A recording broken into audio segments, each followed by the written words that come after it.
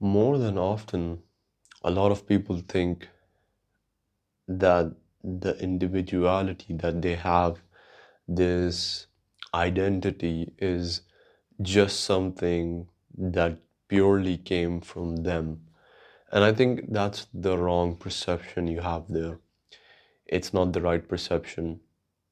And if you think you agree with me, or if you don't, let me know. Give it a like if you think I'm speaking about the right things. And yeah, you're a social construct. Where you grew up, how you grew up, all of those things really do affect what you think, what your beliefs are, and how you look at the world. It's a very, very common thing, and a lot of people really don't think about it because you lived through it. And sometimes when you're making a decision or you're doing a certain action or you're thinking about a certain thing or you hold this belief, don't think about why you have this belief, but think about where did you get it from? How did you reach this conclusion rather than the fact that it's there and just believe like it's there, I believe this, but like try to find like where did it come from? Maybe your parents, maybe your mentors, maybe your siblings, maybe from the internet, maybe from a reel or from a research or from your studies or just from experience.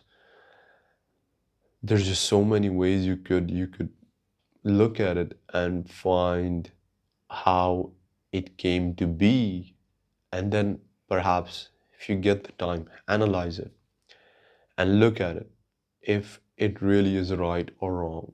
I think that's where growth begins, where you start to, change yourself, adapt yourself. It's something very commonly overlooked, I think. We just tend to believe this is what it is, and it is how it will be. And I don't think that's the right thing. You shouldn't accept, That's what I'm saying. You shouldn't accept for what it is. You should not just give in that quickly.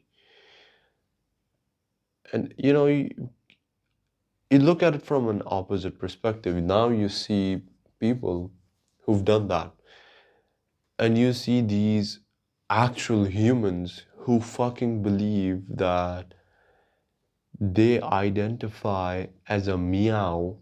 Yes, you're hearing it right. A meow, and they behave or they live like a dog. And they actually changed their teeth. They modified them. They went to a fucking dog dentist and changed them to look like actual canines and like dog teeth. And they chew on stuff, and they have these fake fucking pillows in their house. They just tear them up with their own mouths, with their fake teeth that they put in.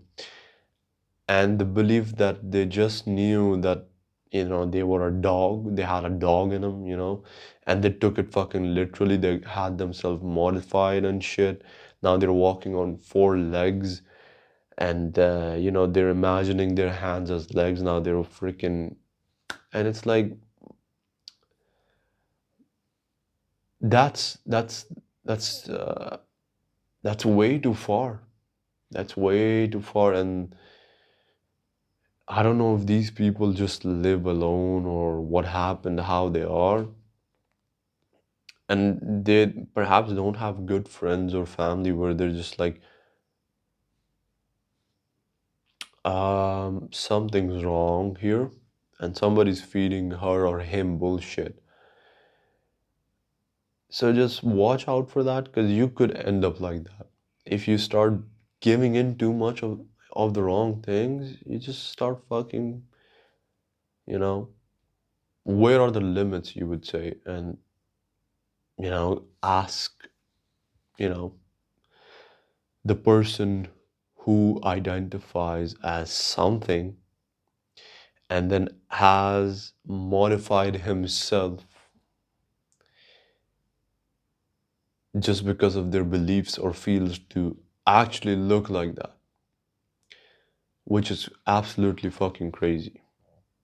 There are repercussions, there are consequences of these things when you do it to yourself. And a lot of people just, you know, don't think about that. So think about those things. That's what I got for you.